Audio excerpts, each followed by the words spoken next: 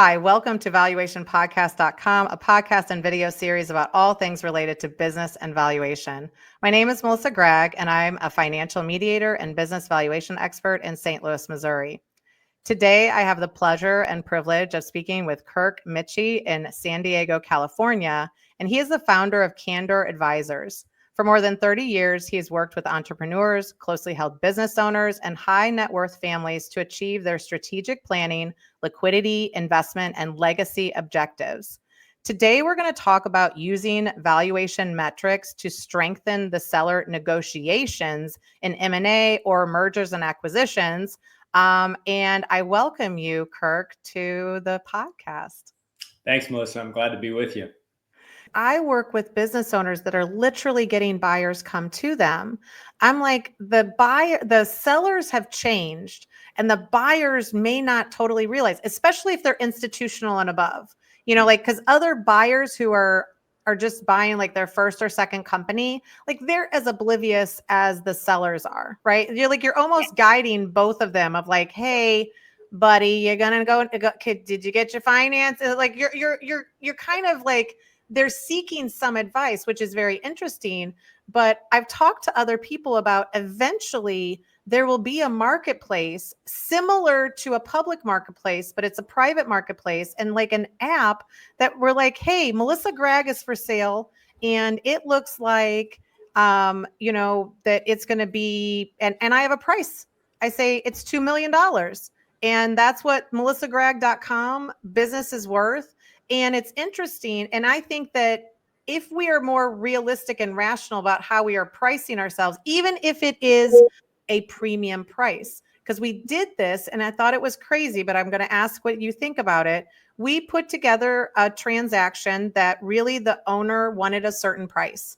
And I said, you know what, the best thing to be, and it was, a price that maybe the valuation couldn't support, but it was very realistic as well, right? So there's this beautiful range that is all realistic, but maybe not as provable or supportable, right? There's some risk there. And I said, let's just tell people what we want as the price. And let's not beat around the bush, because I said, you're not going to enjoy this process. And you're going to feel like it's rude for them to say this number. So why don't we just position the price? And it's interesting because we had a couple of very, large buyers that had cash in hand. And one of them said, well, that's the price that they said. One of them said, oh, well, this price, it seems like it's got some blue sky in it. And I wish you would just call it blue sky. And I was like, fine, call it blue sky. Does that make you happy? And he's like, yeah, it does. And I was like, okay. Another one was like, hey, that I know, I know this guy, I know, we want this company because the brand and all of this. And if that's what he wants, that's what I'm going to do the deal for. Now that was the buyer that we wanted the most, right? Like we were doing all of this for that one person. And when he said that, it was so interesting because we shifted immediately. There was no real discussion about price for the LOI. It was now terms. And so in some kind of situations, I think we have to just kind of discuss, so in my mind, like I didn't have to do much more, right? Like I got the great buyer. Now I got to negotiate terms. But even before we get into that, I think that an LOI and a letter of intent or a letter of interest or some sort of beginning piece, not everybody totally understands, right? They want to say they understand this process because they want to look smart. And I think it would be helpful if you could just even talk about some of the key factors that you're looking for when somebody delivers that LOI, because those are the terms that we are negotiating at that beginning level. Yeah. So that's a really important thing to drill down on, because I think, look, it can seem somewhat controlling, but I think it's the responsibility of a good transaction advisor to either communicate, in discussion or by email, or actually formalize the bid process so that the buyers know what's expected. And so when we run a full process, we're going somewhat narrow, like maybe we're only approaching, 24 groups, or really, really broad, we're going to 200 different potential buyers.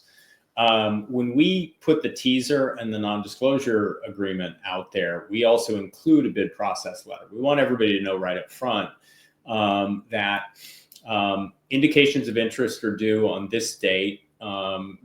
We're going to provide the following information in a data room so that you can send us your indication of interest. And these are the things we'd like to see in the indication of interest. With a business that's not going to have a lot of buyers, you got to be a little careful there, because you can make your party so exclusive, no one wants to come. But if you think you're going to have, like the last time we did that, we had 35 groups request the SIM, and 20 of them did, meetings with us. We told everybody that they weren't going to get a management meeting until we went to the LOI round. We gave guidance because we talked to a number of private equity firms before we went. We looked at the database on transactions, but then we talked to a few private equity firms that were not going to be bidders on this, to say, what do you think our guidance ought to be in a range? And they said, look, if I were a bidder, this is, I would be between probably 5.5 and 6.5 times ARR, or 8 to 10 times EBITDA. I think that's the range you ought to give people.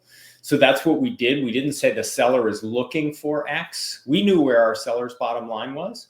But when people asked us where we thought it would trade, and 7 private equity firms, independent sponsor or big funds, out of the 19 that were interested in sending indications of interest, tapped out because we gave them guidance. And they said, I don't doubt you're going to get it, but that's too rich for our blood. We can't make our multiple of invested capital if we pay that much for this business. So thanks for letting us know. We're out. Keep us posted.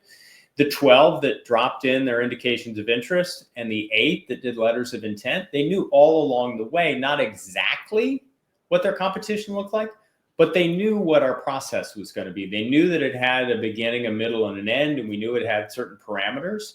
And they knew they didn't love it, but what we did every time we had a meeting with the buyers was catalog all their questions, and we track with Firefly, kind of what's going on in the meeting.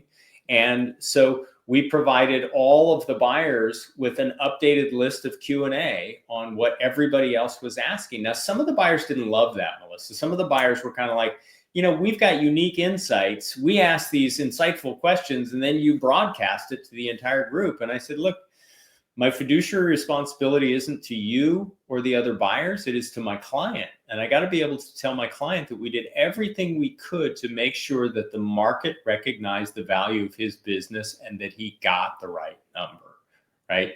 It's up to you to decide whether that number works for you and whether you can present yourself as the right legacy to own this business that he has spent his professional life building, right? And, I think it kind of changes the conversation when you take it out of just the numbers, but the numbers are informing part of it.